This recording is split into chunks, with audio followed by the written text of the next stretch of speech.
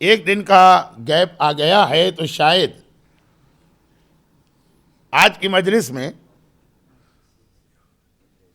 تھوڑا سا لاسٹ مجلس سے کنیکشن ملانا آپ کے لیے مشکل ہو رہا ہو۔ مومنین کرام کی میموری بھی بڑی عجیب ہوتی ہے، کبھی 24 گھنٹے پہلے کی بات بھول جاتے ہیں اور یاد ہی نہیں آتا کہ مولانا نے کیا پڑھا، اور کبھی 50 سال پہلے کی بات کہتے ہیں مولانا آپ وہی ریپیٹ کیے جا رہے ہیں، یہ مجلس تو ہم نے اس سے سنی اور یہ مجلس تو ہم نے اس سے سنی۔ بہرحال چونکہ اسٹل آج اور کل، یعنی کل سے مطلب ٹمارو، یہ 2 دن ورکنگ ڈے ہیں، اس لیے ٹائم لیمٹ کی وجہ سے میں بہت زیادہ اپنے ٹریک سے یا ٹاپک سے نہیں ہٹ سکتا ہوں۔ بات یہ ہو رہی تھی کہ دنیا کا سب سے بڑا گناہ مومن کے دل کو تکلیف پہنچانا یا مومن کو دکھ دینا یا مومن کو اذیت میں مبتلا کرنا۔ اب دیکھیے اس مجمع کے اندر میرے رائٹ سے لے کے لیفٹ تک جہاں تک دیکھتے جائیے کتنے ایسے نورانی چہرے نظر آ رہے ہیں جو ایک بار نہیں بار بار حج بیت اللہ انجام دے چکے ہیں، اور اس میں کتنے ہی ایسے لوگ ہیں جو پتہ نہیں کتنے سالوں سے حاجیوں کی خدمت بھی کر رہے ہیں، اور ان سے آپ پوچھئے گا کہ جب کوئی آدمی فرسٹ ٹائم خانہ کعبہ کو دیکھتا تو ایسا ہپناٹائز ہو جاتا، لگتا ہے کہ کہیں ایسا نہ ہو کہ یہ مر جائے یا بے ہوش ہو کے گر جائے، ایسا اس وقت آدمی کا دل سافٹ ہو کے چینج ہو جاتا۔ دنیا کا اتنا بہترین اور اتنا بیوٹیفل سین کہیں نظر نہیں آئے گا جو رات کے وقت خانہ خدا کی زیارت ہے۔ اور جیسا کہ اس سے پہلے سیکنڈ مجلس میں آ چکا کہ خالی خانہ کعبہ کی زیارت اسلام نے ایک بہت بڑی عبادت قرار دی۔ یہ وہ جگہ ہے خانہ کعبہ جہاں کوئی آدمی خالی ہاتھ واپس نہیں آتا۔ جس کو طواف کی طاقت ہے طواف کرے، جسے طواف کی طاقت نہیں ہے نماز پڑھے، جسے نماز کی طاقت نہیں ہے قرآن کی تلاوت کرے، جو قرآن بھی نہیں پڑھ سکتا خالی صحن میں دے کے کعبے کی دیوار کو دیکھتا رہے۔ اتنا حسین منظر۔ اب ایک روایت شہید دست غیب شیرازی نے بھی اپنی کتاب میجر سن یعنی گناہان کبیرہ میں لاسٹ چیپٹرز میں کوٹ کی، اور وہ یہ ہے کہ جب مکہ فتح ہو گیا تو وہ مسلمان جو بیفور اسلام مکے میں رہتے تھے اور اسلام لانے کی وجہ سے انہیں مکے سے ہجرت کر کے جانا پڑا، 8 سال مدینے کے مسلمان کعبے کی زیارت نہیں کر پائے۔ 8 سال وہ لوگ جو پہلے روزانہ صبح و شام خانہ کعبہ کی زیارت کرتے تھے، 8 سال ان کو کعبے کی زیارت نہیں ملی۔ میں بات کو زیادہ لیندی نہیں کرنا چاہتا، شارٹ۔ جب مکہ فتح ہو گیا یہ لوگ واپس مکے آئے تو ان کی عجیب ایک حالت تھی، یعنی جیسے اگر کوئی ماں اور اس کا بیٹا کھو جائے، لاسٹ یا کڈنیپ، اور پھر کچھ عرصے کے بعد اس کو اپنا بیٹا واپس مل جائے تو کس طرح سے وہ ماں پاگلوں کی طرح سے اپنے بیٹے کو کبھی حق کرے گی، کبھی کس کرے گی، کبھی روئے گی، کبھی ہنسے گی۔ شاید میں غلط جگہ پہ یہ اگزامپل کوٹ کر رہا ہوں،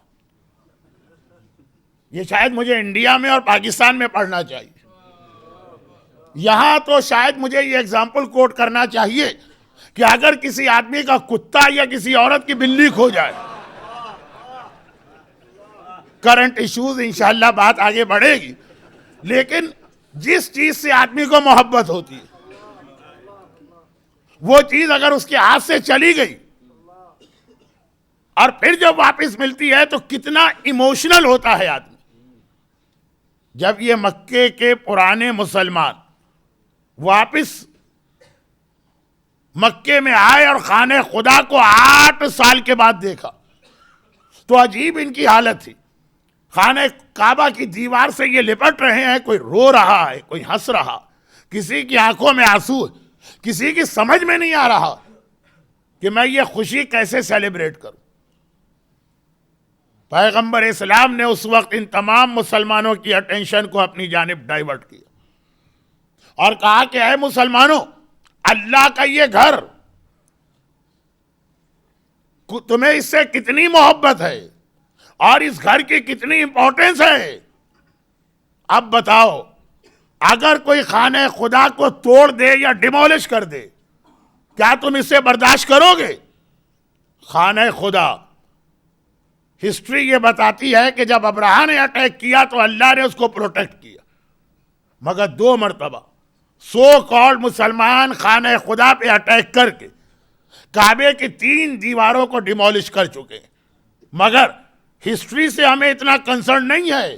روایتیں بتاتی ہیں کہ بیفور ظہور امام کعبے پر بھی ایک اٹیک ہونے والا.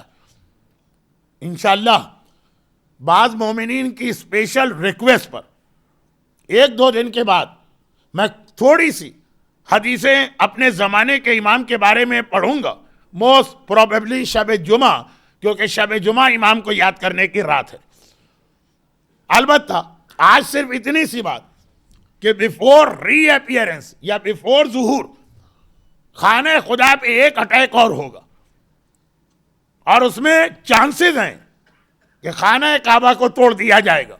لیکن آج بھی مسلمان کعبے کے لیے کتنا ایموشنل ہوتا, خانہ خدا پہ اٹیک کو مسلمان برداشت نہیں کر سکتا. پیغمبر ان لوگوں سے کہہ رہے جو کعبہ اپنی آنکھوں سے دیکھ رہے, 8 سال کے بعد, 8 سال کی سیپریشن کے بعد یہ کعبے کے پاس آئے اور کہا کہ اگر کوئی یہ کعبہ تمہارے سامنے توڑ دے تمہاری کیا حالت ہوگی, کتنا بڑا گناہ ہوگا. لوگوں نے کہا یا رسول اللہ ہم برداشت نہیں کر پائیں گے. پیغمبر نے کہا سنو, مگر ایک مومن کی عزت اور رسپیکٹ اللہ کی نگاہ میں کعبے سے زیادہ, کعبہ توڑنے کا گناہ زیادہ ہے, مومن کو دکھ پہنچانے کا گناہ, کعبہ توڑنے کا گناہ کم ہے, مومن کو تکلیف پہنچانے کا گناہ زیادہ. یعنی ہم اور آپ, ہم میں سے کچھ لوگ دن اور رات پتہ نہیں کتنے کعبے توڑتے رہتے ہیں.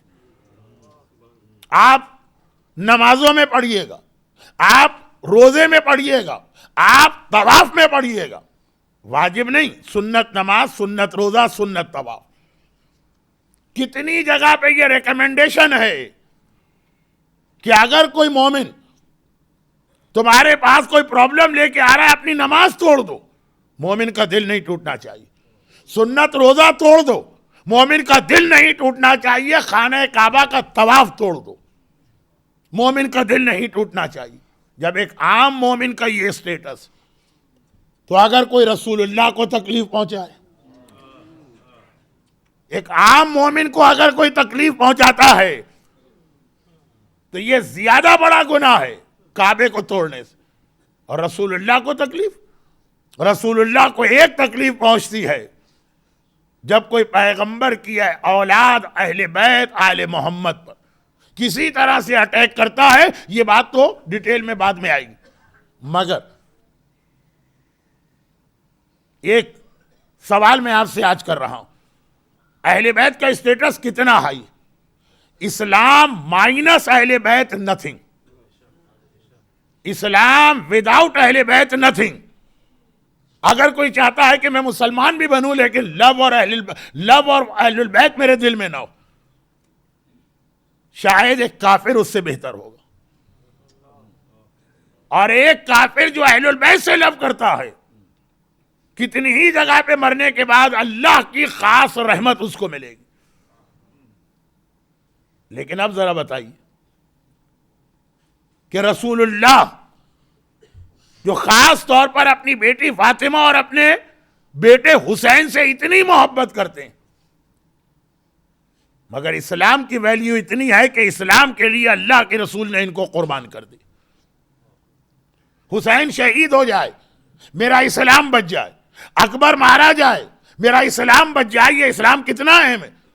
اب اگر کوئی اس اسلام کو کرٹیسائز کرتا اور ایک جملہ یہ کہہ دیتا کہ مولانا بہت اچھا ریلیجن ہے اسلام اور بہت اچھی شریعت ہے، لیکن 21 سینچری کے اندر یہ اتنی پریکٹیکل نہیں ہے.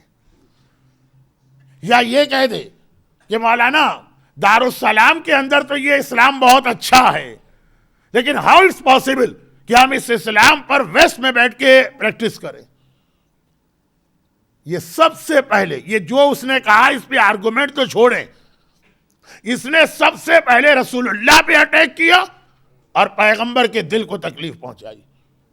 کیونکہ پیغمبر بار بار ایک جملہ کہتے تھے، بُعِثْتُ بِشَرِيَّةٍ سَهْلَةٍ سَمْحَةٍ، میں سب سے ایزی شریعت کو لے کے آیا ہوں. اور اس طرح سے نہیں لائے، اللہ سے ریکویسٹ کر کے شریعت کو آسان بنایا. قرآن کریم کی جس آیت کی آج میں نے ابھی تلاوت کی ہے، اس سے بیٹر آج کے ٹاپک کے لیے سورہ بقرہ کی لاسٹ آیت تھی، ربنا لا تؤاخذنا ان نسینا واخطانا ربنا ولا تحمل علینا اصرا کما حملته علی الذین قبلنا ربنا ولا تحملنا ما لا طاقت لنا به. ایک اسپیشل روایت ہے قرآن کی سورہ بقرہ کی لاسٹ آیت کے لیے، اور وہ یہ دیکھیں رسول اللہ کے دل کو تکلیف کیوں پہنچے گی جب کوئی عورت کہے گی کہ مولانا حجاب کا یہ سسٹم آج نہیں چل سکتا.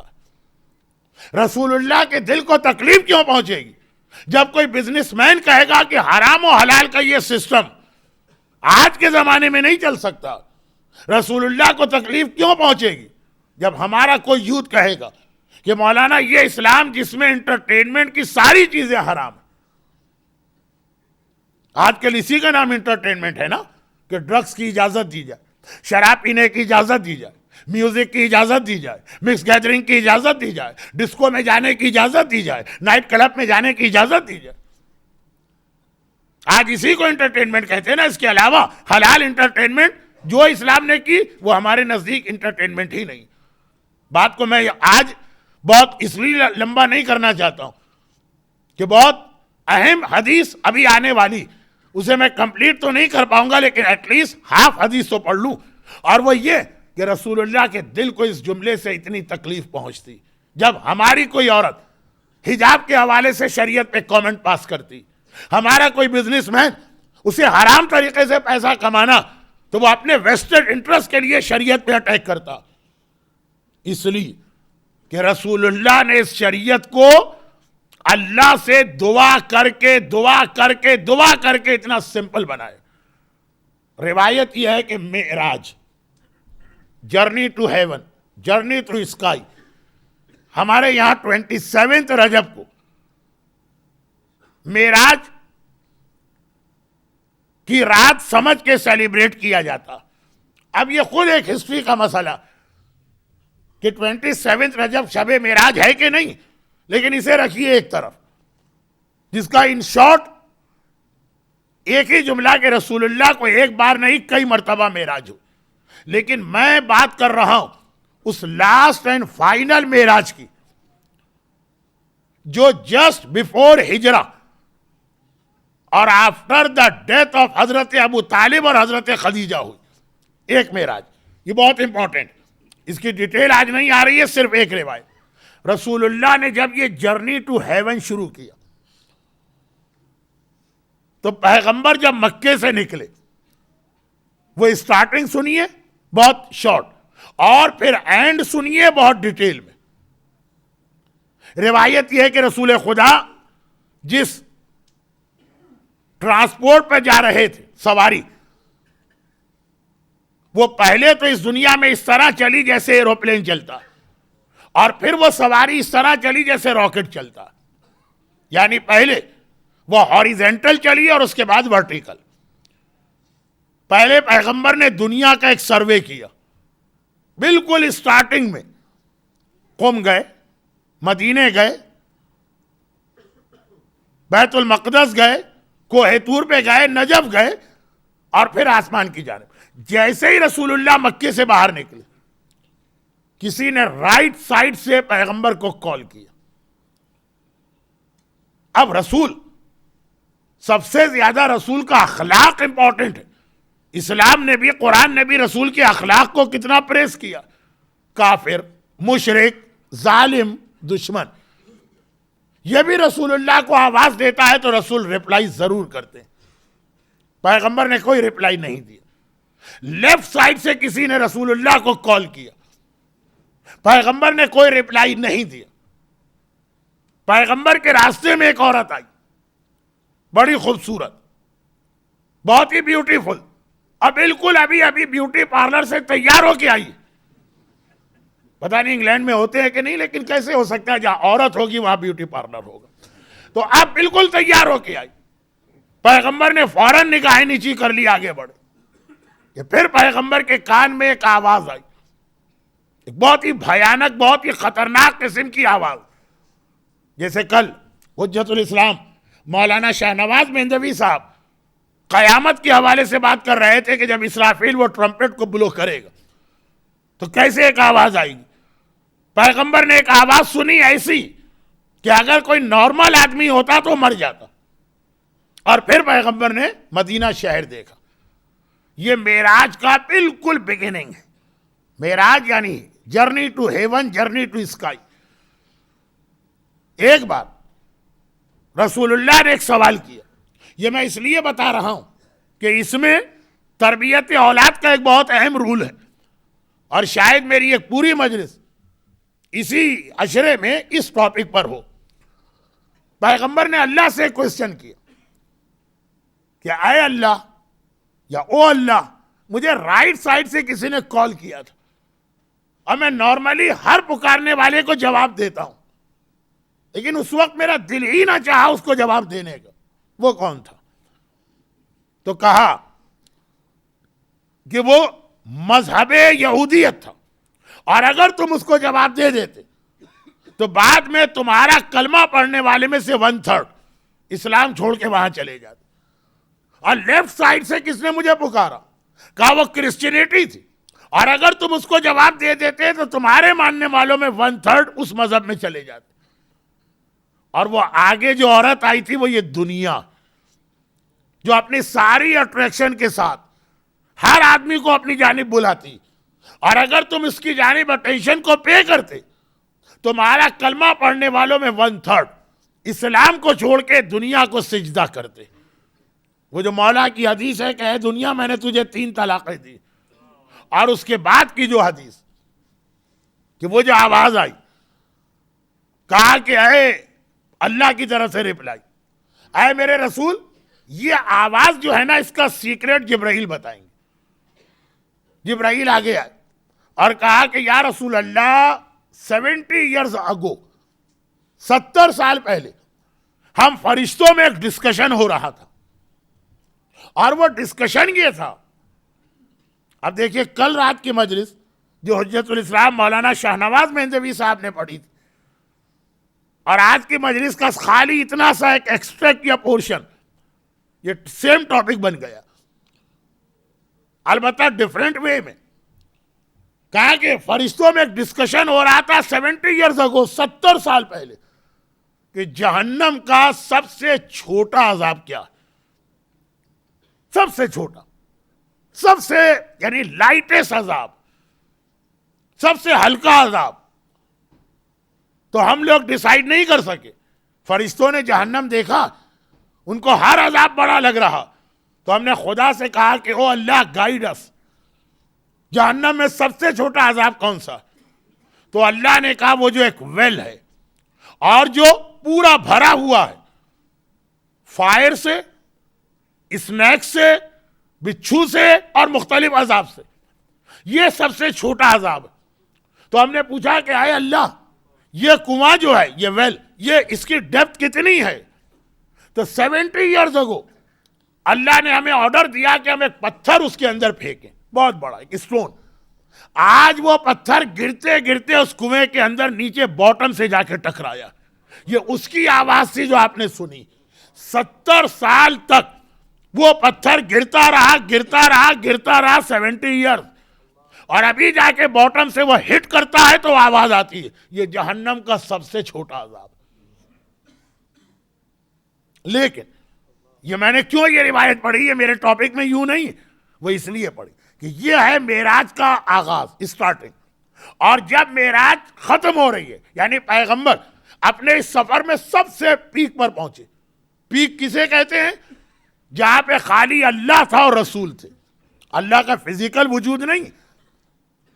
اب میں ٹائم کم ہے تو ڈیٹیل میں نہیں جانا چاہتا ہوں، اور چونکہ یہاں پہ وہ بزرگ لوگ موجود ہیں کہ جو مجلس پڑھیں گے وہ کہیں گے ہم نے پہلے سنی ہے تو انہوں نے پہلے سنا ہوا ہوگا، اس لیے ان شارٹ یہ کہہ دوں کہ معراج اس کی اینڈ کہاں پر ہے؟ جہاں سے رسول نے یو ٹرن لیا اور واپس آ گئے عرش الہی، جہاں جبرائیل بھی پیغمبر کے ساتھ نہیں جا سکے، رسول اکیلے گئے، وہاں پیغمبر پہنچے.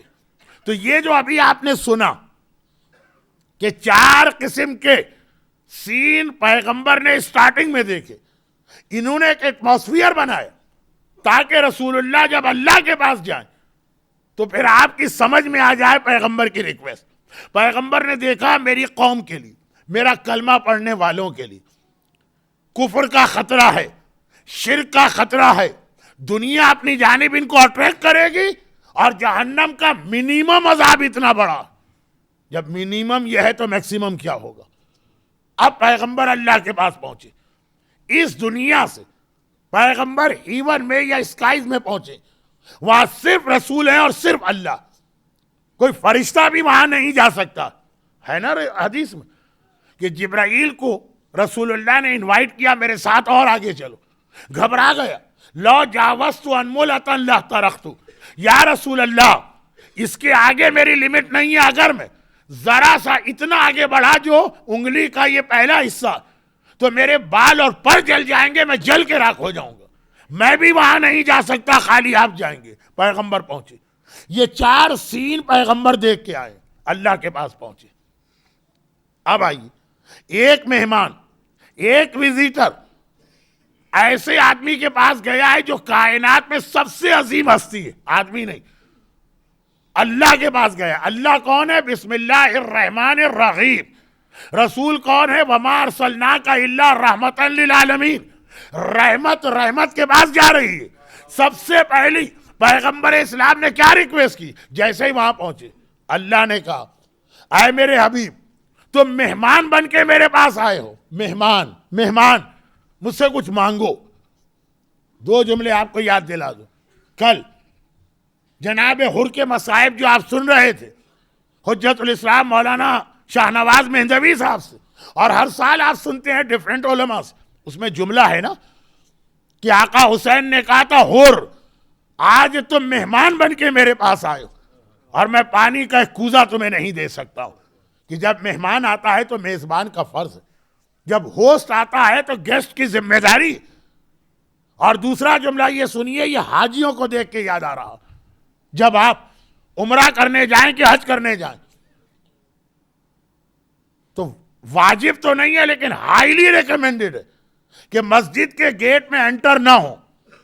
کون سی مسجد؟ جس کے بیچ میں خانہ کعبہ تو چھوڑیں، اس کے چاروں طرف سراؤنڈنگ میں جو مسجد ہے اس کے گیٹ میں بھی انٹر نہ ہو، پہلے دروازے پہ کھڑے اور اللہ سے یہ دعا کریں کہ اے اللہ آج میں تیرا گیسٹ بن کے تیرے پاس آ رہا ہوں، اور ہمیشہ ہوسٹ اپنے گیسٹ کو تحفہ دیتا، میں اس وقت اس سے ایک گفٹ مانگ رہا ہوں، اور اولا شیء توتینی فکاک رقبتی من النار. اتنی بار میں نے یہ دعا اپنے گروپ کو پڑھائی ہے کہ زبانی یاد. تو ہمیشہ جب کوئی گیسٹ جاتا ہے تو گھر والے کی ڈیوٹی کہ وہ اسے تحفہ دے. رحمت للعالمین رسول رحمان اور رحیم اللہ کے گھر مہمان بن کے پہنچے، اور اللہ خود انوائٹ کر رہا کہ اے میرے حبیب مجھ سے کچھ مانگو، میرے پاس پوری کائنات ہے، ان اللہ علی کل شیء قدیر، کوئی تحفہ مانگو. پیغمبر نے نو بھی نہیں کہا، تحفہ مانگا. لیکن کیا تحفہ مانگا؟ جو میری مجلس شروع ہوئی تھی اس کو ذہن میں رکھیے گا. اپنے لیے کچھ نہیں مانگا، اپنی اولاد کے لیے کچھ نہیں مانگا، اہل البیت کے لیے کوئی ڈیمانڈ نہیں کی، اپنی فیملی کے لیے کوئی ریکویسٹ نہیں کی. جیسے ہی اللہ نے کہا اے حبیب آج تم میرے پاس فرسٹ ٹائم یہاں پہ آئے ہو، اور ایسی جگہ آئے ہو کہ اس سے پہلے نہ کوئی نبی یہاں آیا، نہ کوئی ولی یہاں آیا، نہ کوئی فرشتہ یہاں آیا. میں بہت خوش ہوں، مجھ سے مانگو میں تمہیں کچھ دینا چاہتا ہوں. یعنی جو جملہ ہمارے اور آپ کے یہاں کعبے کے لیے مشہور، وہ ایکچوئل جملہ رسول اللہ کے لیے. کعبے کے لیے کیا مشہور ہے کہ کعبے کو دیکھ کر پہلی دعا مانگیں گے فوراً قبول. لیکن ایکچوئل یہ جملہ رسول اللہ کے لیے کہ اللہ کہہ رہا ہے اے میرے حبیب سب سے پہلی جو چیز تم مانگو گے میں فوراً تمہیں دے دوں گا. پیغمبر نے دعا مانگی، لیکن یہ دعا اپنے لیے نہیں مانگی، اپنی اولاد کے لیے نہیں مانگی، اہل البیت کے لیے نہیں مانگی، یہ دعا آپ کے لیے مانگی. آپ کون؟ آپ کون؟ 21 سینچری میں لندن میں رہنے والا مومن. یہ انڈیا اور پاکستان والوں کے لیے اتنی نہیں مانگی، یہ 200 سال پہلے 2 سینچریز 4 سینچریز بیک ان لوگوں کے لیے نہیں مانگی. وہ لوگ بھی اس میں انکلوڈ ہیں، لیکن بیسیکلی پیغمبر کا فوکس آپ لوگ تھے. اللہ کہہ رہا ہے حبیب پہلی بار میرے گھر میں آئے اور ایسی جگہ آئے کہ آج تک یہاں کوئی نہیں آیا. میں تمہیں دینا چاہتا ہوں، مانگو. کیا مانگ رہے ہو؟ تمہاری پہلی دعا تو فوراً قبول ہے. ویسے تو ہمیں معلوم ہے کہ رسول اللہ کی ہر دعا ایکسیپٹڈ ہے، لیکن یہ جو دعا ہے اس کے لیے اللہ ایک قسم کا انوائرمنٹ بنا رہا کہ مانگو. کیا مانگتے ہو؟ رسول نے علی کا نام نہیں لیا، فاطمہ کا نام نہیں لیا، حسن کا نام نہیں لیا، حسین کا نام نہیں لیا. دعائے توسل میں جتنی اولادیں رسول کی آئی ہیں کسی کا نام نہیں لیا. رسول نے آپ کا نام لیا اور کہا کہ پروردگارا میری امت بہت ویک ہے، میری امت بہت کمزور ہے، اور جیسے جیسے زمانہ آگے بڑھے گا شریعت پہ پریکٹس کرنا ان کے لیے مشکل ہوتا جائے گا. تو میں پہلی دعا جو معراج میں مانگ رہا ہوں. اور اللہ نے بار بار، دیکھیں یہ لفظ اچھے نہیں ہیں لیکن ٹائم نہیں، اللہ نے بار بار پریشرائز کیا مانگو مانگو. پہلی دعا ہمارے اور آپ کے لیے مانگی، اور وہ دعا کیا تھی؟ سورہ بقرہ کی لاسٹ آیت، ربنا لا تؤاخذنا ان نسینا او اخطانا. اے خدا میری یہ ویک امت جو کبھی لندن میں رہے گی، کبھی نیو یارک میں رہے گی، کبھی ٹوکیو میں رہے گی، کبھی ہو سکتا ہے کہ چاند پر جا کے رہے، کبھی ہو سکتا ہے مارس اور جوپیٹر پہ جائے، اور 21 سینچری ہو سکتا ہے کوئی 31 سینچری بھی آ جائے. جیسے جیسے زمانہ آگے بڑھے گا شریعت پہ عمل مشکل ہوگا. خدا پیغمبر کہہ رہے خدا بندہ ربنا میری پہلی دعا اس امت کے لیے ہے، اس امت کو ایسا اسپیشل گفٹ دے دے کہ ان کے لیے شریعت پہ عمل کرنا آسان ہو جائے. ربنا ولا تحمل علینا اسرا کما حملتہ علی الذین من قبلنا. خدا بندہ میں نے آدم کو دیکھا، میں نے نوح کو دیکھا، میں نے موسیٰ اور ابراہیم اور اسماعیل اور عیسیٰ کو دیکھا. خدا بندہ وہ بھی شریعت لے کر آئے تھے، ایسی شریعت میرا کلمہ پڑھنے والے کو نہ دے، میرے لیے شریعت کو آسان بنا. اللہ اللہ، معراج کے سفر میں ایسی جگہ پر جا کر رسول ہمیں اور آپ کو یاد کریں جو 21 سینچری میں رہتے، اور ہم پلٹ کے کہہ دیں کہ شریعت بہت مشکل ہے کیونکہ ہماری عورت کو حجاب نہیں کرنا. ہم کہتے ہیں شریعت بہت مشکل ہے کیونکہ ہمارے بزنس مین کو حرام پاؤنڈ کمانا. ہم کہتے ہیں شریعت بہت مشکل ہے کیونکہ ہمیں اپنے گھر میں مکس گیدرنگ کرنا. ہم کہتے ہیں شریعت بہت مشکل ہے کیونکہ ہمیں ڈسکو اور ڈانس کی پارٹی میں جانا. وہ رسول جس نے ایسی جگہ پہ سب سے پہلے ہم کو یاد کیا، اور اللہ نے پیغمبر کی یہ دعا فوراً قبول کر لی، اور پیغمبر کو 25 اسپیشل گفٹ دیے معراج کی رات جو رسول کے لیے نہیں ہیں، رسول کی اولاد کے لیے نہیں ہے، ہمارے اور آپ کے لیے. اور وہ کیا ہے؟ 25 اسپیشل گفٹ. اس کو سننے کے بعد آئندہ کبھی یہ نہ کہیے گا کہ اسلام بہت مشکل ہے، یہ کہیے گا کہ ہاں ہم اپنے آپ کو چینج کرنے کو تیار نہیں. ہم شیطان کو پہلے فالو کریں گے، امام کو بعد میں فالو کریں گے. یہ کبھی مت کہیے گا کہ شریعت بہت مشکل ہے. 25 اسپیشل گفٹ، اور اس میں پہلا ہی گفٹ وہ ہے کہ بار بار اللہ کا شکر ادا کرنے کو دل چاہتا. اب میری آگے کی ورڈنگ جو ہے نا یہ تھوڑی سی انسلٹنگ ہے انبیاء کے لیے، لیکن نعوذ باللہ میری نیت نہیں ہے کسی نبی کی توہین. اللہ کا لاکھ لاکھ شکر ادا کریں کہ آپ آدم کی امت میں پیدا نہیں ہوئے، آپ نوح کی امت میں پیدا نہیں ہوئے، آپ ابراہیم کی امت میں پیدا نہیں ہوئے، آپ موسیٰ کی امت میں پیدا نہیں ہوئے، لاکھ لاکھ شکر. میں انبیاء کی توہین نہیں کر رہا ہوں معاذ اللہ، میں کہہ رہا ہوں کہ دیکھیے رسول اللہ نے ہمیں اور آپ کو اتنا یاد کیا.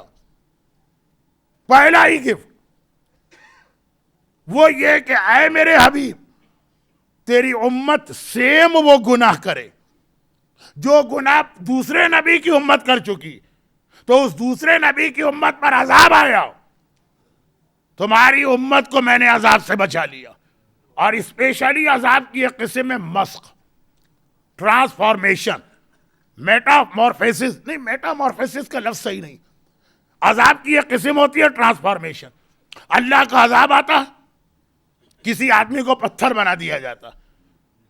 85 تک مکے میں غار سور سے 200 میٹر کے فاصلے پر ایک ایسا اسٹون تھا جو بالکل ایک عورت کی شکل تھا، اور کہا جاتا ہے کہ یہ وہ عورت ہے جس نے رسول اللہ کے بارے میں مکے کے کافروں کو ایز اے اسپائی یہ بتانا جا رسول کہاں جا رہے ہیں. عذاب آیا، وہ عورت پتھر کی بن گئی.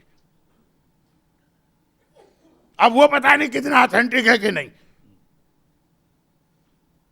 شاید اتنا اتھینٹک نہ ہو، لیکن جب میں اپنے گروپ کو یہ زیارت کراتا تھا لوگ بہت شوق سے کہتے تھے مولانا ہمیں بھی کوئی طریقہ بتائیے کہ ہماری عورت بھی پتھر کی بن جائے. بول بول کے ہمارا دماغ کھا گئی.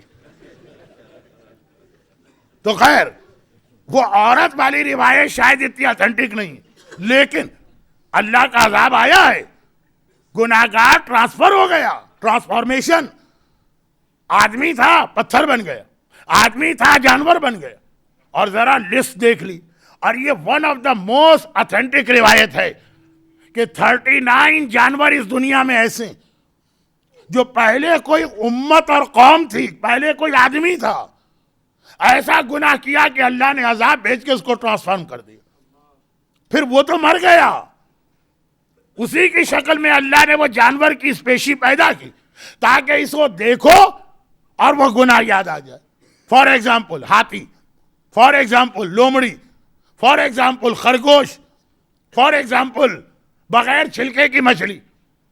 اور یہ روایت اتنی اتھینٹک ہے کہ سارے مجتہدین کہتے ہیں ہر وہ جانور کا گوشت حرام ہے جو پہلے انسان تھا بعد میں جانور بنا.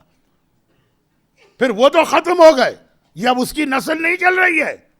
میں اس لیے کہہ رہا ہوں کہ ڈارون کی تھیوری سے ثابت نہیں ہو رہی ہے، لیکن اللہ نے اسی شکل پہ پھر مچھلیاں بنائی. مثلا فار ایگزامپل کہا کہ ریبٹ، خرگوش، وہ ایک ایسی عورت تھی جو نجاست اور طہارت میں انتہا سے زیادہ لینینٹ تھی، کوئی پرواہ نہیں کرتی تھی کہ کیا نجیس ہے اور کیا پاک.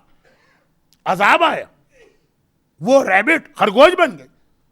آج ہمارے یہاں نان مسلم کی نجاست کے حوالے سے کتنے زیادہ لوگ لینینٹ موجود، مگر وہ عورت چونکہ پیغمبر کی امت میں نہیں تھی تو خرگوش بن گئی. ہم رسول کی امت میں اس عذاب سے بچے ہوئے، ورنہ اگر ہم پرانے کسی نبی کی امت میں ہوتے تو ہمارے گھر میں آدمی نظر نہیں آتے، سارے خرگوش گھوم رہے ہوتے.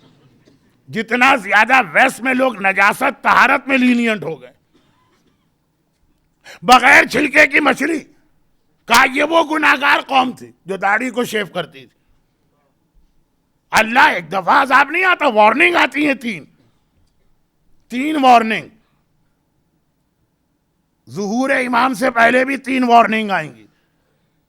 بلڈ شیڈ، کھانے پینے کی چیزوں کی شارٹیج، نئی بیماریاں. اب یہ ذہن میں رکھیے، آگے ایک تقریر آنے والی ہے جس میں ذرا ڈیٹیل آئے گی. وارننگ آ گئی، نہیں مانا، اللہ نے ساری قوم پہ عذاب بھیجا اور اسے بغیر چھلکے کی مچھلی بنا دی.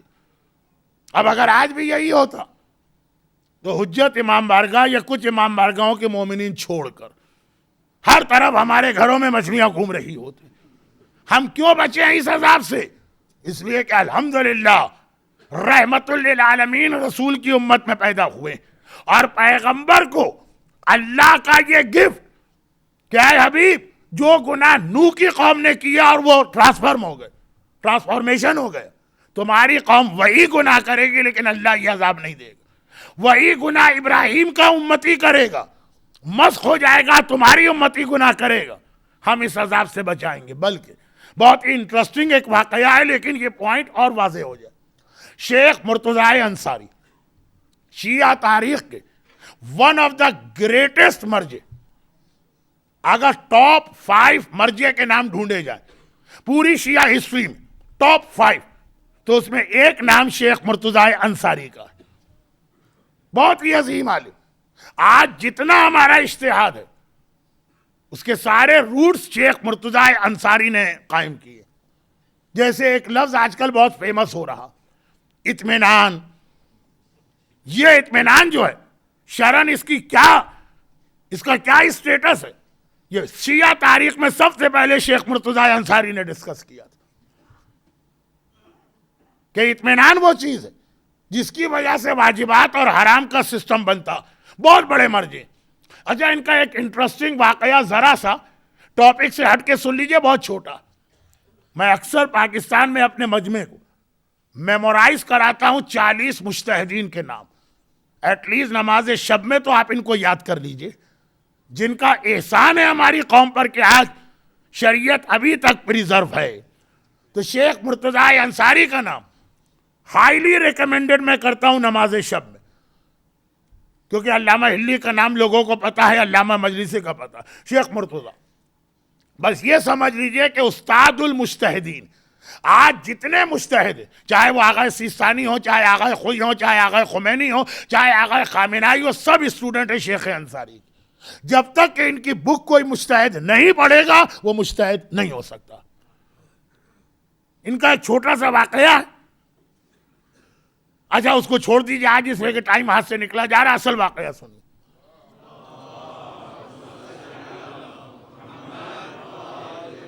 نہیں، آپ یہ سمجھ رہے تھے کہ مولانا 9:15 ختم کرنا چاہتے ہیں، ٹائم ختم ہو رہا تھا، درود پڑھ دو تاکہ 10 منٹ اور پڑھیں۔ میں تو 10 o'clock آج کی مجلس ختم کرنا چاہتا ہوں، وہ بھی مجھے مشکل لگ رہا ہے اگر میں اس ادھر ادھر چلا گیا۔ تو آئیے اصل مین واقعہ جو میری مجلس کا اصل ٹاپک۔ شیخ مرتضی انصاری شروع میں اتنا فیمس نہیں تھے، یہ ایران کے ایسے علاقے سے تعلق رکھتے تھے کہ نجف میں ان کا بیک گراؤنڈ کوئی نہیں جانتا تھا۔ پھر وہ ٹائم آ گیا کہ ساری شیعہ دنیا ان کی تقلید کرتی تھی، اور اس کے اندر ایک بہت ہی امپورٹنٹ فیکٹر یہ واقعہ تھا، اور وہ یہ کہ چونکہ ایک بہت ہی زیادہ چھوٹی فیملی کا آدمی آیا۔ آپ کو پتا ہے کہ ہر جگہ یہ اصول ہے کہ بڑی فیملی کے آدمی جو ہیں وہ فیمس ہوتے ہیں، چاہے وہ جماعت ہو، چاہے وہ کمیونٹی ہو، چاہے وہ حوزہ ہو۔ اور جو بیچارہ کسی بہت ہی زیادہ چھوٹی فیملی کے بیک گراؤنڈ سے آیا ہو، جب تک کہ وہ بہت ہی ہائیلی قسم کا پوٹینشل رکھنے والا نہ ہو، اس کو کوئی آگے آنے نہیں دیتا۔ شیخ مرتضی ان کا فیملی بیک گراؤنڈ زیرو ہے، ایران کے ایک ایسے علاقے سے تعلق رکھتے ہیں جس کو ایران کے لوگ کو امپورٹنس ہی نہیں دیتے، اور نجف میں آئے۔ لیکن بہرحال اتنا پوٹینشل ان میں ہے اور اتنا اجتہاد۔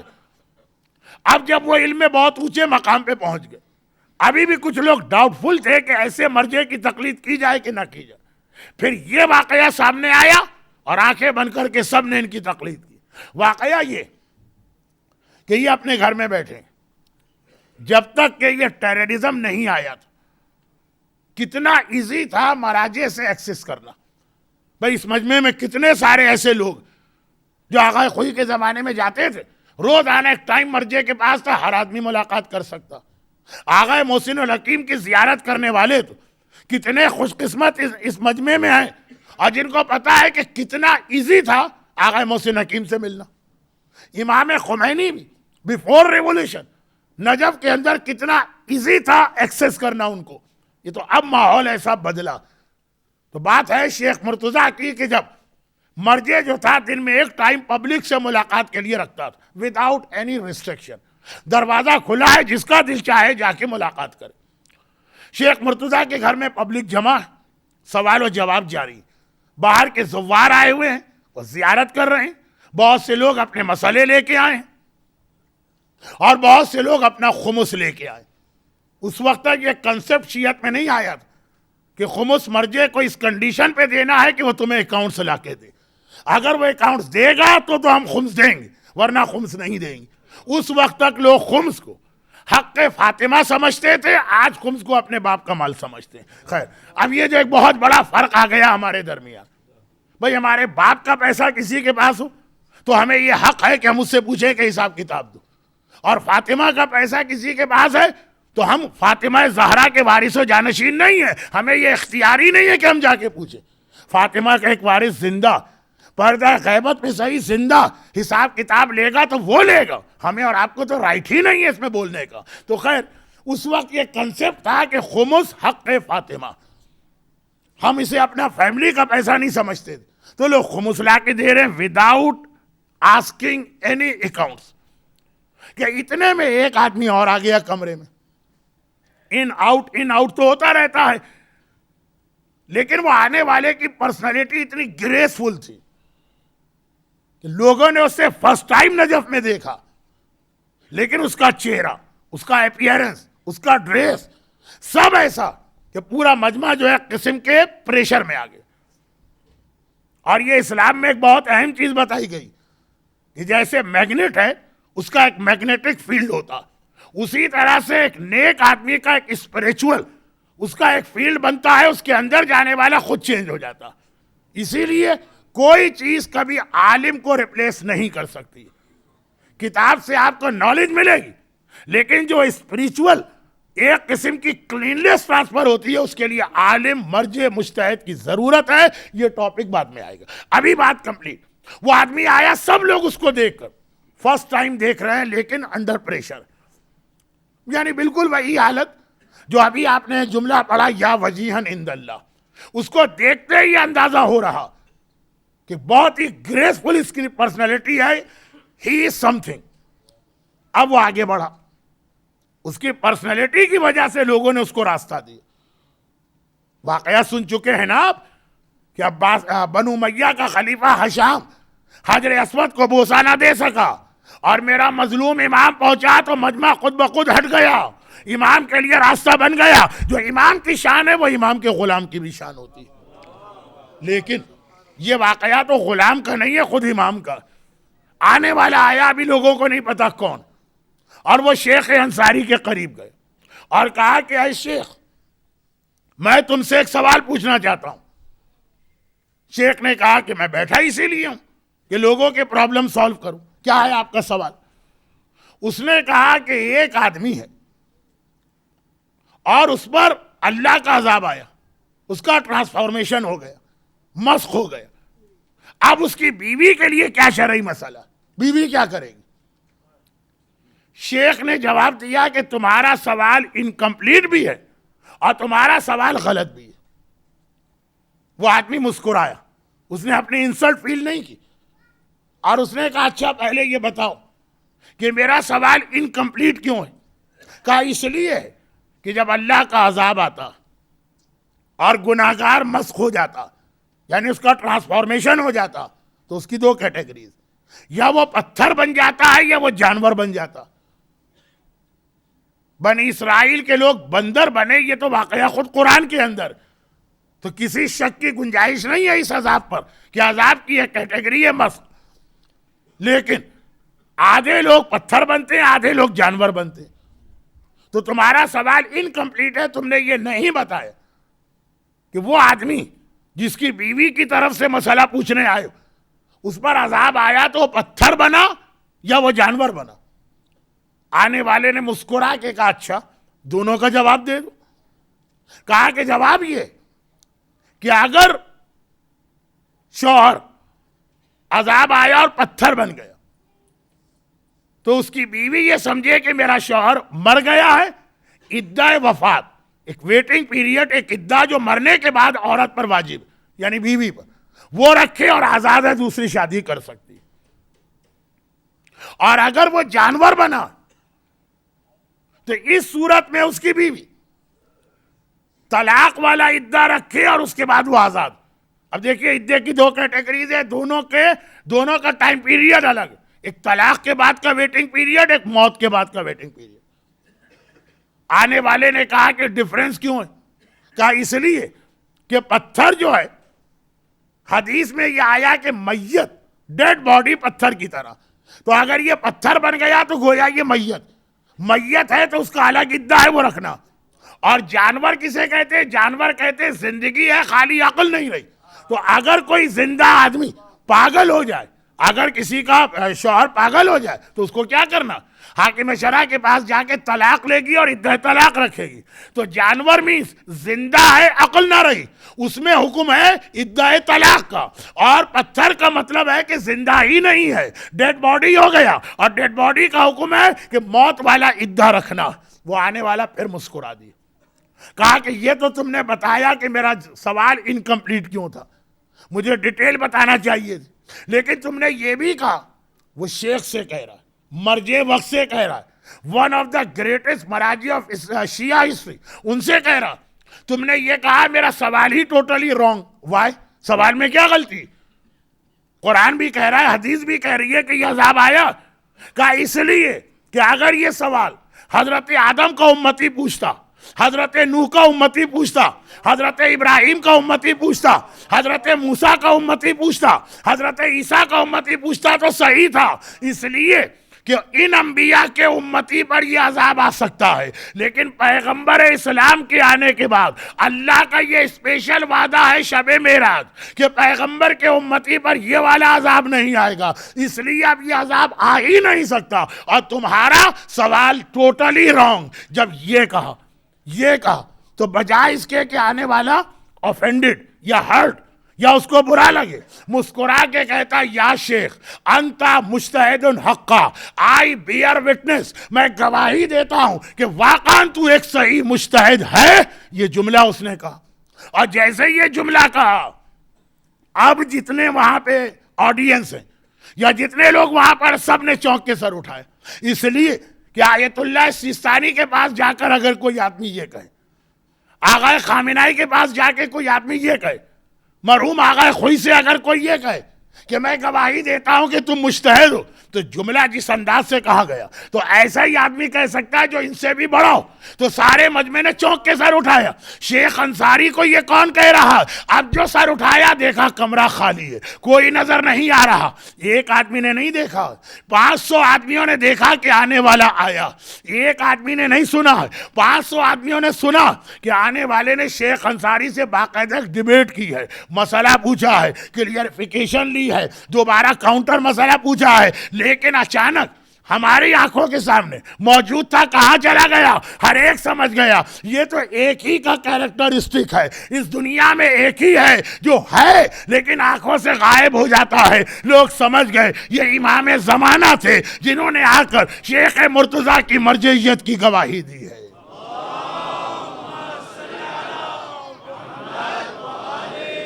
لیکن اصل میسج کیا ہے کہ رسول اللہ معراج کی رات اہل بیت کے لیے کچھ نہیں مانگ رہے، اپنی بیٹی فاطمہ کے لیے کچھ نہیں مانگ رہے. ہمیں اور آپ کو یاد کر کے کہ 21 سینچری میں حجت امام بارگاہ حسینی اسلامک سینٹر اسٹینمور میں بہت ساری ایسی مومنات بیٹھی ہوں گی، بہت سارے ایسے مومنین بیٹھے ہوں گے جو یہ سوچ رہے ہوں گے کہ how it's possible to practice شریعہ ان دیٹ ٹائم پیریڈ. ان کے لیے پیغمبر نے 1400 سال پہلے معراج میں خدا سے کہا پروردگارا میری یہ امت بہت کمزور ہے، اور جیسے جیسے ٹائم پیریڈ آگے بڑھے گا یہ اور کمزور ہوتے جائیں گے، تو مجھے اسپیشل گفٹ یہ عطا کر دے، یہ اتنی سمپل اور ایزی شریعت دے دے کہ کسی زمانے کا مومن ہو. آپ تو خالی دارالسلام سے لندن آئے ہیں، یا مومباسا سے ہیرو آئے ہیں، یا نیروبی سے یہاں کہیں آئے ہیں، لیکن آنے والا ہمارا بیٹا، ہمارا پوتا وہ دنیا میں بھی نہیں رہے گا، وہ تو مارس پہ جا کے رہے گا. وہاں تو بالکل ایک ڈیفرنٹ قسم کا انوائرمنٹ، اور اس کا پوتا تو آؤٹر گلیکسی میں جا کے رہے گا. پیغمبر نے سب کا خیال کر کے معراج کی رات تحفہ مانگا. اب ذرا ڈیٹیل سنیے. پہلا تحفہ یہ ملا کہ تیرا امتی بڑے سے بڑا گناہ کر لے، اللہ کبھی یہ والا عذاب نہیں بھیجے گا کہ اس کو ٹرانسفارمیشن ہو جائے. بنی اسرائیل کے لوگ بندر کیوں بنے تھے؟ وہ بزنس کے اندر فاؤل پلے کرتے تھے. آج اس سے بڑا فاؤل پلے ہمارے بزنس مین کر رہے ہیں، یہ بندر نہیں بن رہے ہیں صرف پیغمبر اسلام کی برکت سے. ورنہ ان کا ایکشن تو ایسا ہے کہ بنی اسرائیل کے لوگوں کو بندر بننے میں 24 آورز لگے. ان کو تو 24 سیکنڈ بھی نہیں لگنا چاہیے، مگر پیغمبر نے معراج کی رات ان کو یاد کیا کہ ہاں فرق ہے۔ بنی اسرائیل کا بزنس مین 3000 سال پہلے تھا، اس وقت بزنس بہت ہی سمپل تھا۔ آج 21 سینچری میں بزنس بہت ہی کمپلیکیٹڈ ہے۔ گریس مارک دلوایا، اس کے بعد کچھ شریعت کے مسائل سنی، کہا کہ اے حبیب ہم نے تمہاری بات مان لی اور تمہاری دعا ایکسیپٹڈ، تمہاری امت میں قیامت تک آنے والے کا خیال کیا۔ نمازیں، سیکنڈ گفٹ، ہر امت پہ 50 نمازیں واجب تھیں، چاہے وہ ابراہیم ہو اور چاہے موسیٰ، اور چاہے وہ نوح ہو اور چاہے عیسیٰ۔ تمہاری امت کے لیے 50 نمازیں نہیں ہیں، 5 نمازیں۔ البتہ گفٹ نمبر 21 جو ہے اس میں ساتھ میں ایک جملہ آ گیا، نمازیں 5 ہیں، ثواب پورے 50 کا ملے گا۔ ایسا نہیں ہے کہ ہم کہیں کہ یا اللہ تو نے نماز کم کر کے ہمارا ثواب بھی تو کم کر دیا۔ نماز 5 ہے، ثواب وہی اسٹل 50 کا۔ مزید دیکھیے تیسرا گفٹ، پہلے زمانے میں دیکھیں شریعت کا کتنی ایزی ہے۔ پہلے زمانے میں 50 نمازیں پڑھنا تھی 24 آورز، کیلکولیٹ کیجیے، ہر 2 گھنٹے کے بعد ایک نماز پڑھنے آپ جا رہے ہیں، نہیں ہر آدھے گھنٹے کے بعد ایک نماز پڑھنے جا رہے ہیں۔ یہاں دن میں 3 ٹائم ہم سے اور آپ سے نماز نہیں پڑھی جاتی۔ کتنے لوگ فجر کی نماز قضا کر دیتے، خاص طور پر سمر کے اندر۔ لیکن پیغمبر کی برکت سے ہمیں صرف 5 نمازیں ملی۔ لیکن تیسرا گفٹ، ہر نبی کی امت نماز 50 نمازیں واجب، اور نماز صرف اور صرف مسجد میں پڑھی جا سکتی، کہیں اور نہیں۔ وہ جو ہمیں ایک فیسلٹی ہے، گھر میں نماز پڑھو، کالج میں نماز پڑھو، اپنی دکان میں نماز پڑھو، جہاں جاب کرتے ہو وہاں نماز پڑھو، پارک میں نماز پڑھ لو، بازار میں نماز پڑھ لو، کوئی پرابلم نہیں، ہر جگہ کی نماز ٹھیک۔ پہلے 50 نمازیں تھیں، یعنی آفٹر تقریباً ایوری 30 منٹ نماز پڑھنے جائی، اور ہر نماز مسجد میں جا کے پڑھنا ضروری ہے، گھر میں نہیں پڑھ سکتے۔ کہا کہ ہے ابھی، اور یہ پیغمبر نے معراج کے بعد آ کر کئی دفعہ اس چیز کو ریپیٹ کیا، جو علت لی الارض مسجدم و طہورا، میں وہ پہلا اور آخری نبی ہوں، I am the only prophet جس کے لیے اللہ نے پوری زمین کو سجدے کی جگہ بھی بنایا اور طہور بھی بنایا، جو گفٹ نمبر 4 ہے۔ اس سے پہلے ہر نبی کے لیے پوری زمین نہیں ہے سجدے کی جگہ، ہر بار۔ اب آپ سوچیے کہ اگر 50 نمازیں ہوتی اور ہر نماز آپ کو آ کے حجت امام بارگاہ میں پڑھنا ہوتی، تو آپ کی کمپلین صحیح ہوتی کہ یا رسول اللہ یہ شریعت 21 سینچری میں نہیں چلے گی، اور یہ شریعت لندن میں نہیں چلے گی جہاں اتنے زیادہ ڈسٹینسز ہیں۔ لیکن آپ کے لیے اللہ کے رسول نے اسپیشل فیسلٹی دی کہ نمازیں بھی 50 سے کم کر کے 5 کی، اور 5 میں بھی کہا جہاں دل چاہے نماز پڑھ لو، جو کسی اور نبی کو فیسلٹی نہیں۔ جو چوتھا گفٹ پیغمبر کو ملا وہ یہ کہ اس سے پہلے کسی بھی نبی کو، اس سے پہلے کے جو نبی، اگر کسی کا کپڑا نجس ہو جائے تو کپڑا پاک کرنے کا کوئی طریقہ نہیں سوائے اس کے کہ اتنے پورشن کو کاٹ لو۔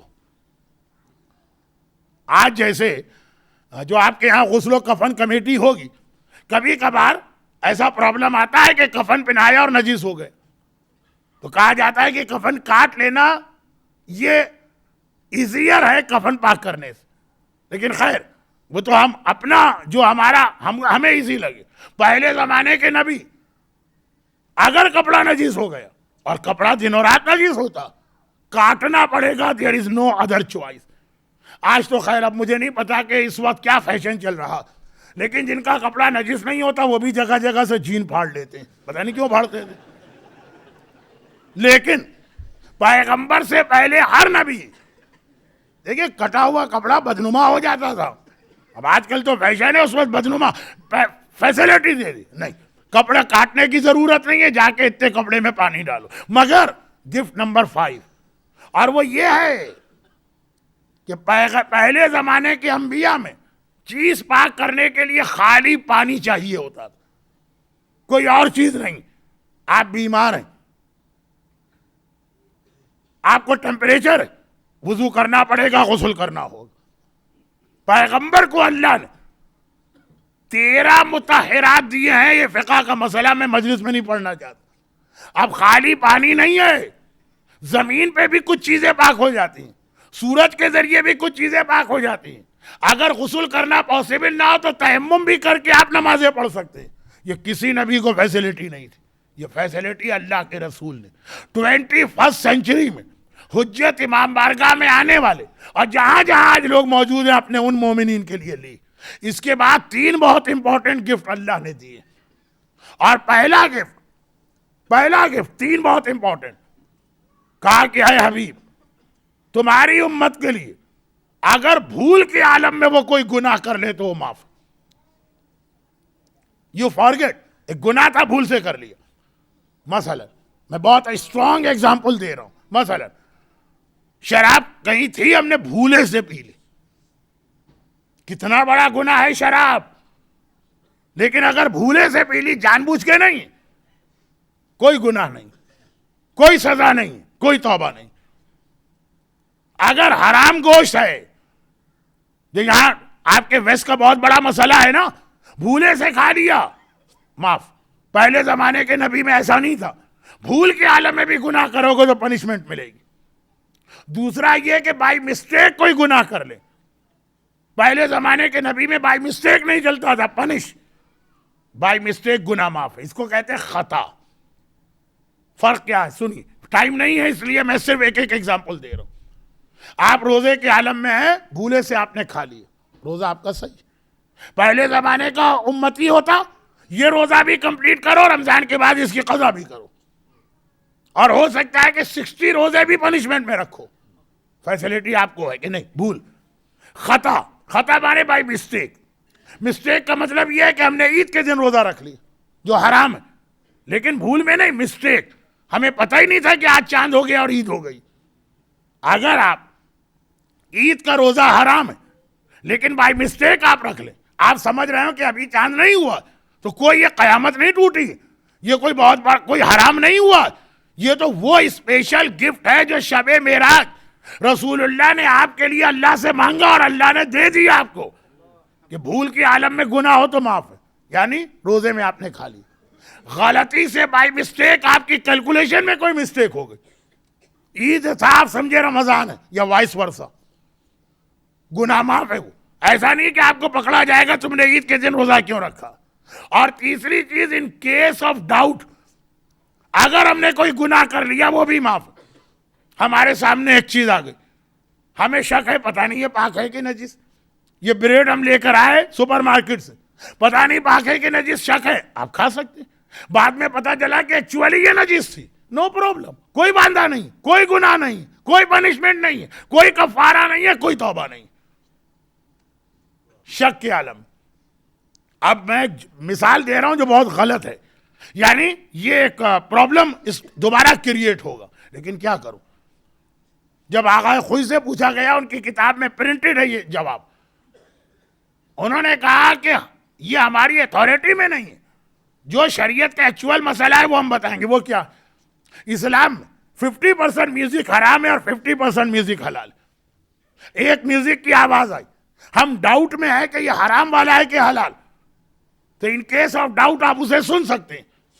آغا خوئی سے یہ پوچھا گیا تھا جو بک میں پرنٹڈ ہے کہ بھائی یہ مسئلہ آپ لوگ اس طرح کیوں بیان کرتے ہیں. خود آغا خوئی سے پوچھا گیا. لوگ اس سے اور کنفیوز ہوتے ہیں, کلیئر کٹ کہہ دیجئے ہر میوزک حرام ہے. دیکھیں واقعاً بہت سارے لوگ آج کل کنفیوز ہیں, کہتے بھی ہیں کہ مولانا یہ جملہ آپ کہتے کیوں ہیں, اور ہمارے یوتھ اور ہمارے بچے جو ہیں وہ کنفیوز ہو جاتے ہیں. اور ان میں سے کچھ لوگ ایڈوانٹیج لیتے ہیں اس جملے کا, حرام والی میوزک بھی سنتے ہیں اور کہتے ہیں جی ہمیں تو ڈاؤٹ ہے. بھائی وہ ایڈوانٹیج لے تو اگر مرضی کلیئر کٹ بھی بات کہے گا, ایڈوانٹیج لینے والا تو لے گا ایڈوانٹیج. مگر آغا خوئی نے کہا کہ یہ ہمارے حق اختیار میں نہیں ہے, کہ اگر اسلام نے آدھا حلال آدھا حرام کیا, یہ ہمیں حق نہیں ہے, ہمیں اس کی اتھارٹی نہیں ہے کہ ہم کہہ دیں پورا حرام.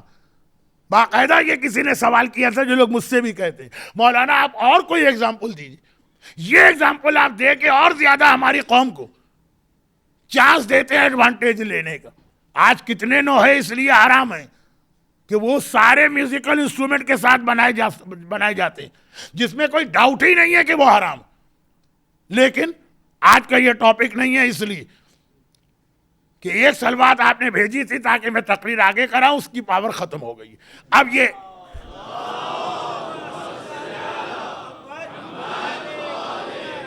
ابھی میں نے گھڑی دیکھی 9:35. تیسرا بہت امپورٹنٹ گفٹ شک کے عالم میں، جب واقعاً بینیفٹ آف ڈاؤٹ، حضرت موسیٰ کے زمانے میں یہ مسئلہ نہیں تھا، ان کے امتی کے سامنے بریڈ آئی، شک ہو رہا ہے یہ پاک ہے کہ نجس، نہیں کھا سکتے. ایک پانی آیا، شک ہو رہا ہے پاک ہے کہ نجس، نہیں پی سکتا. ایک ڈرنک آ گیا، شک ہو رہا ہے یہ شراب ہے کہ شربت، نہیں پی سکتا. کوئی میوزک آئی، شک ہو رہا ہے کہ حلال والی ہے کہ حرام والی، نہیں سن سکتا. پیغمبر کو اسپیشل گفٹ ملا، اور یہ وہ گفٹ ہے جو 21 سینچری کرنٹ زمانے کے نوجوانوں کے لیے. ورنہ ہمارے بزرگ ہم سے پوچھ لیجیے، وہ کہتے ہیں مولانا ہمیں ضرورت ہی نہیں ہے اس بینیفٹ آف ڈاؤٹ کی، نہ کبھی ہم نے میوزک سنی ہے، نہ ہمارا دل چاہتا ہے، نہ ہم سنیں گے. یہ بالکل ٹھیک کہہ رہے ہیں، مگر یہ ہے دارالسلام کی حد تک. انگلینڈ میں آ کر یہاں کا یوتھ، اس کے لیے پرابلم ہو جائے گا. اس احتیاط پہ عمل کرنا، رسول اللہ آلریڈی اس کا خیال کر چکے. بینیفٹ آف ڈاؤٹ، اسلامی ملک میں رہنے والا، اس کے لیے ہر چیز پاک ہوگی. لوگ کہیں گے، پاکستان میں لوگ کہتے ہیں کہ مولانا فلاں کمپنی کے بارے میں مشہور ہے کہ وہ حرام انگریڈینٹ استعمال کرتے ہیں، تو ہمیں کیا ضرورت ہے رسک لینے کی، ہم نہیں کھائیں گے اس کی چیز، کیا اس کے بغیر مر جائیں گے، چھوڑ دیا. یہ صحیح. لیکن انگلینڈ کے اندر اس طرح سے آپ زندگی نہیں گزار سکتے، ہر چیز آپ کو چھوڑ دینا پڑے گی، زندگی تک چھوڑ دینا پڑے گی. اس لیے پیغمبر کا یہ گفٹ، میں اس سوال کا جواب دے رہا ہوں کہ مولانا جو شریعت رسول اللہ لے کر آئے، وہ کراچی کے لیے، لاہور کے لیے، لکھنؤ کے لیے، حیدرآباد کے لیے، دارالسلام کے لیے، لنڈی کے لیے، مکوبہ کے لیے، موہنزا کے لیے، سونگیا کے لیے، مومباسا کے لیے، نکورو کے لیے تو صحیح، یہ لندن اور نیو یارک کے لیے کیسے ممکن ہے؟ نہیں. دیکھیں فرق دیکھیے گا. یہ اسپیشل گفٹ جو لیا ہے، آج بھی پاکستان میں لوگ کہتے ہیں ہم کو ضرورت نہیں ہے یہ گفٹ استعمال کرنے کی. جہاں کوئی ڈاؤٹ آ جاتا ہے وہ چیز چھوڑ دیتے ہیں، کیونکہ اس کے سبسٹیوٹ میں اتنے حلال چیزیں موجود ہیں. لیکن ویسٹ میں آپ کیا کریں گے؟ 21 سینچری میں آپ کیا کریں گے؟ یہ پیغمبر نے آپ کے لیے چیز مانگی اور اتنا ہی بیان کافی. شک ہو، مسٹیک ہو، بھول جاؤ. خاص ہمیں اور آپ کو ذہن میں رکھ کر، ورنہ جیسا میں نے کہا آج بھی ایسٹ افریقہ میں لوگ کہتے ہیں کہ ضرورت نہیں ہم کو رسک لینے کی، ہم کو کوئی میوزک نہیں سننا، ہمیں اس بیکری کی بریڈ لینا ہی نہیں ہے، اور نہیں ہے کیا کوئی دوسری پاک بیکری. ویسٹ میں یہ مسئلہ نہیں چلے گا. لندن میں شاید پھر بھی چل جائے. آپ چلے میرے ساتھ ساؤتھ امریکہ میں، میلوں تک کوئی مسلمان نہیں ملتا. پیغمبر ان کا بھی خیال کر رہے ہیں جو چلی اور ارجنٹائن میں رہتے ہیں. تو آج کے بعد کبھی یہ جملہ نہ کہیے گا کہ مولانا یہ شریعت آج کے اس دور کے اندر اس پہ عمل نہیں ہو سکتا. اور ہاں بس وہ جو ایک بزرگوں کی کمپلین ہے، اس کو یقیناً میں مانتا ہوں کہ بعض اوقات ہاف مسئلہ سننے کے بعد ہمارے بعض یوتھ اور بڑے بھی ایڈوانٹیج لے جاتے ہیں مسئلے کا. یہ جو حرام میوزک ہے 100% کہتے ہیں جی ہمیں بینیفٹ آف ڈاؤٹ، وہ ان کی اپنی غلطی، کیونکہ پیغمبر نے جہاں پہ یہ گفٹ لیا جو ڈاؤٹ کا مسئلہ، اور جو مسئلہ بالکل واضح ہے، اگر کوئی کہے کہ مجھے ڈاؤٹ ہو رہا ہے کہ اس وقت سورج نکلا ہے کہ نہیں نکلا، بینیفٹ آف ڈاؤٹ نہیں، یہ نہیں چلے گا اس وقت، جو بالکل 100% کلیئر ہو. کیونکہ میوزک